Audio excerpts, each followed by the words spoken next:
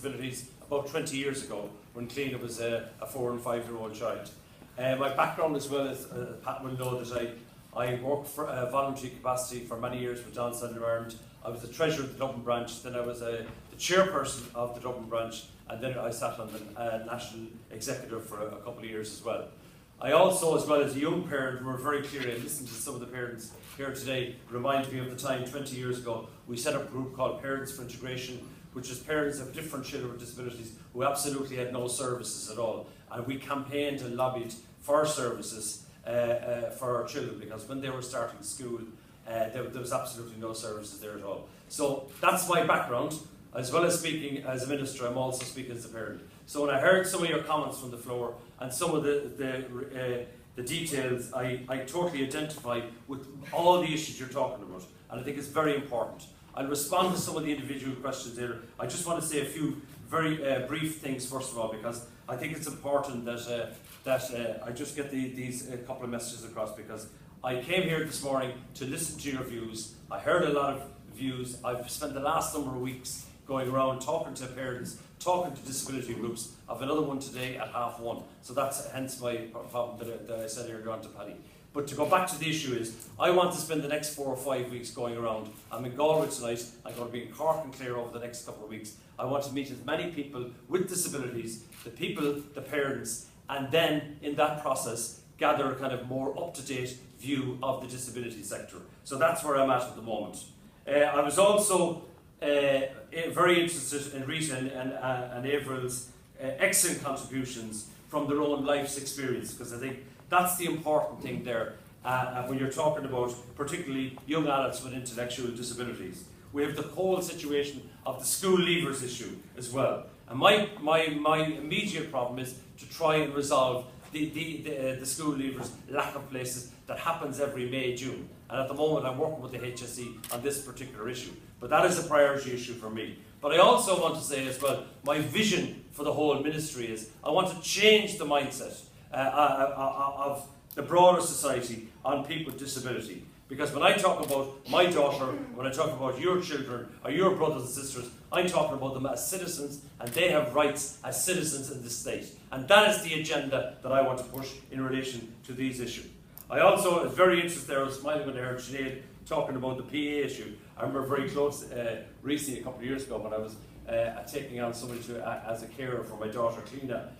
She was very much part of the interview process. I remember calling in, and the joke at the time was when she was interviewing Claire at the time, she asked her all the questions while she was interviewing her hobbies, but the final question that swung it in the interest of Claire was, did she like Glee and did she like discos? So when I asked Claire later on, who did she pick? She wanted to pick the woman that liked Glee and discos. So I just make it, the important thing is to point out that the choice of the young person with an intellectual disability is very, very important. During the formation of the famous programme for government, you will see, if you look at the details of it, there's a lot of sections on that in relation to disability. And sometimes this hasn't been mentioned at all. For example, one of the plans on page 56 is the extension of the medical card for all children in receipt of the domiciliary care allowance. And there's about approximately 10,000 children there. We're also trying to increase the disability benefit and the carers benefit and the blind person's pension. You probably saw it this week, the respite care grant that was cut over the last some years has been restored and will be up on the system this week, and also this will have direct effect on 17,000 carers. But I'd also point out, when I heard the figure 17,000 carers, I know for a fact there are a lot of more carers out there in the broader society than that figure. So what I'd say to parents and disability organisations, keep an eye on that this week. I think it's out on Thursday. The other issue that we're pushing very strongly is a new mobility scheme. Also, I think David mentioned his question about the rights and service for people with disabilities. I think you asked a question there about the UN Convention on the Rights of Persons with Disabilities. That's in the programme for government, and we're trying to get that implemented over the next couple of months as well. Also, in relation to speech and language service, this is another huge issue that I'm pushing, and that's also included as well. So to go back to this morning's talk, we're here this morning because we're talking about personalised budgets. I am supporting personalised budgets in a very, very strong way, but I'm also listening to the parents and I'm listening to you, the people on the ground, because there are many, many different views on this particular issue. So, based on what I've heard this morning, I also want to say the Transforming Lives programme is a very, very important programme, and that's something that I will be pushing. But I also want to see a seismic shift in disabilities, how disability services are funded and provided. I just take some water and dry up. But the important thing there is to get that. So in relation to the main reason why I'm here this morning, about the personalised budgets and the task force. The establishment of a task force on personalised budgets is a key element in the programme for government. And basically it's a commitment to give people with disabilities more control in accessing services, greater independence and choice. Also, it's very important to know, while the concept of personalised budgets is not limited to health and personal and social services, nor is it confined to people with disabilities.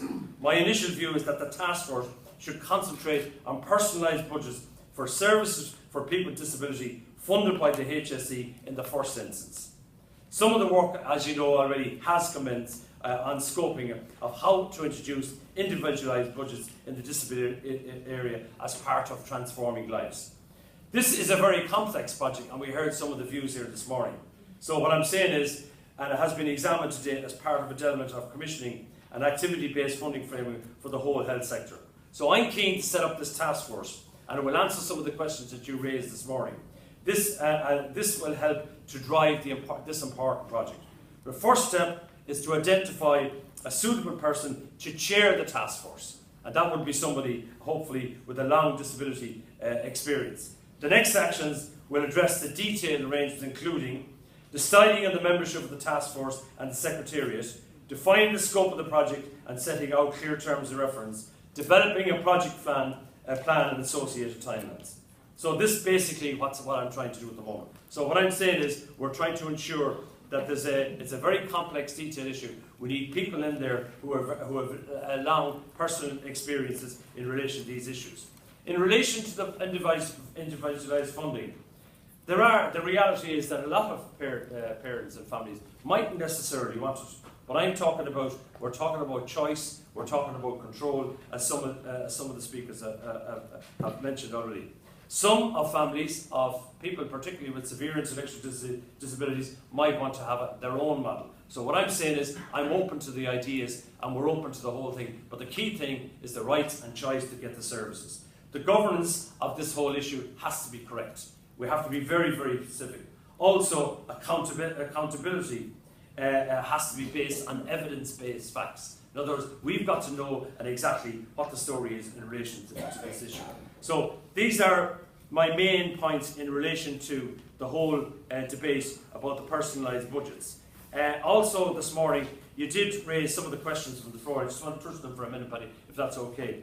In relation to the autism services, absolutely. If anybody hasn't got a proper service, I would say to them, contact me directly, because I have seen recently a lot of gaps in the services, and you know yourself. So the answer to your question is absolutely, I'll do my best for you.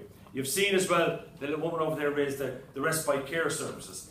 These have been slashed for many years when you're talking to it. So what I'm trying to do is, and again, I'm not going to make any big wishy-washy promises, but I will do my best to do it, and I have prioritised that with my team in the HSE and the Department of Health. So that's the thing, because they have been slashed. You're right. I accept the point. There's no debate about it. Because when I talk to parents for the last 7 or 8 years, the respite service, and also I take your point is the respite services from the service where the person is used to having that service. Because I know exactly. My daughter's in Prosper Services in Swords.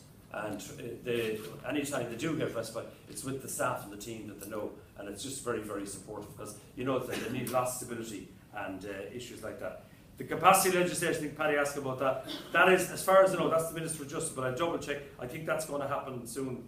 Also, the UN Convention on the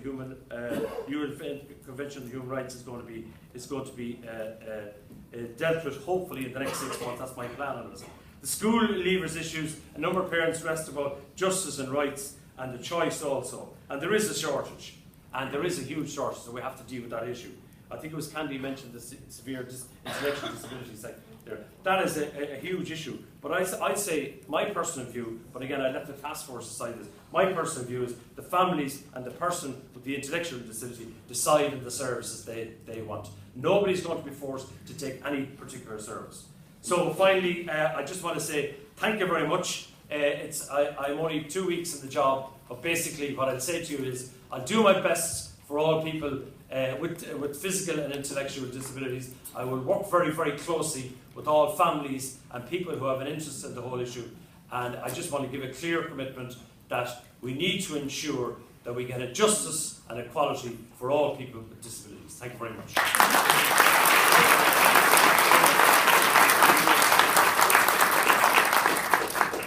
So, thanks to the Minister for that, and we look forward to engaging on the establishment of the task force, which I think was committed in the first 3 months of this government. So, and I think just to say, in terms of the complexity of the issue, there's actually a lot of experience of this happening at the moment in other countries, and there's probably no barrier to this being introduced by the HSE immediately.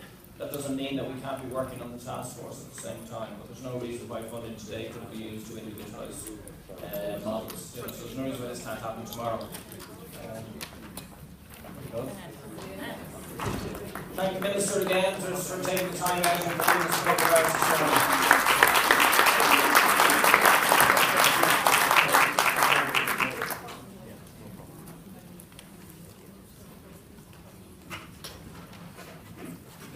So, are there any questions just for the panel, just while in the room? Could I just say again, what about houses in the community for people?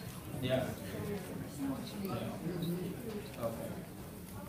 So, Susie, I know you've had your hand for a while. I'm sorry, Susie. Just pull over the door. Jeez, is that entourage following her everywhere he goes? God. I wanted to talk about the issue of assessment of need. And one of the difficulties I think that we've seen is that if people don't fit in certain boxes, they don't get certain services.